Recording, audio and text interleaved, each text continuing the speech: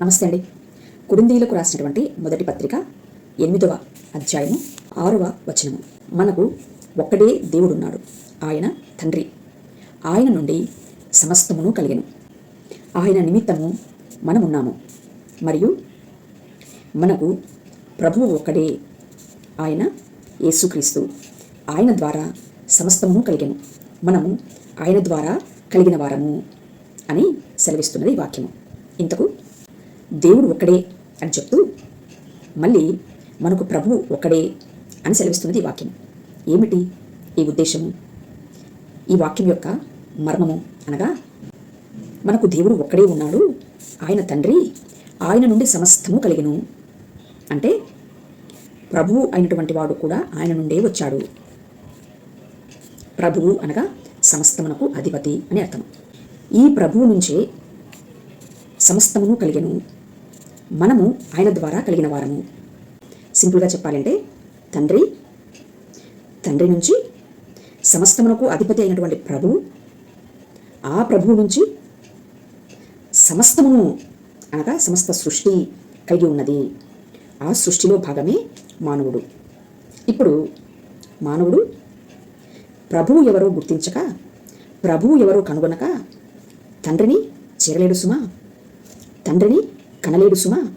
కనుక మానవుడు తప్పకుండా తండ్రికి మానవుడికి మధ్యవర్తి అయి, ప్రభువు అయి ఉన్నవాడు ఎవడో వాడిని కనకుండా తండ్రిని ఎప్పటికీ చేరలేడు. కనుక మానవుడు మొట్టమొదటగా సమస్తమునకు అధిపతి అయినటువంటి ప్రభువును కనవలెను. కారణం, ఆ ప్రభువు నుంచే సమస్తము వచ్చినది. ఆ సమస్తములో మానవుడు ఉన్నాడు. కనుక దీన్ని మన వేదర్శులు ఇండికేషన్ రూపంలో పామరులు సైతం అర్థం చేసుకోవడం కోసం భద్రపరిచారు.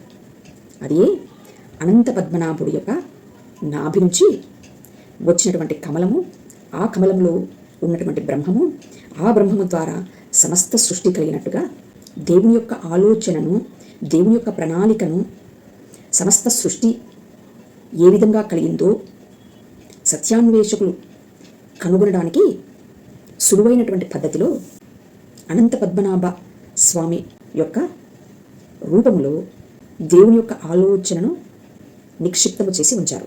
మనము ఆ యొక్క విగ్రహంలో ఉండేటువంటి తత్వాన్ని పట్టుకోలేక విగ్రహాన్ని పట్టుకొని తత్వాన్ని వదిలి, ఏ పర్పస్ కోసమైతే ఋషులు విగ్రహాన్ని తీసుకొచ్చారో ఆ పర్పస్ను వదిలేసి విగ్రహాన్ని ఆరాధించడం మొదలుపెట్టారు.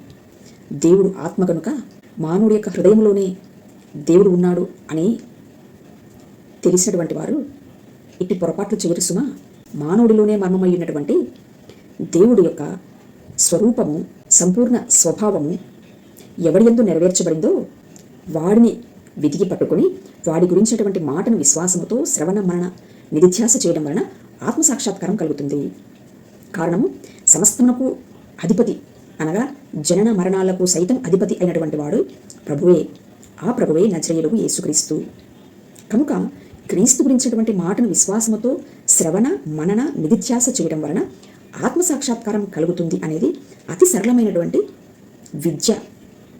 బ్రహ్మ విద్య ఎంత కఠినమో అంత సరళము కూడా సుమా. ఒకసారి అసూయరాహిత్యముగా సత్యాన్ని అన్వేషించేటువంటి వారు ఆలోచించగలరు అని మనవి. Thank you. నమస్తే.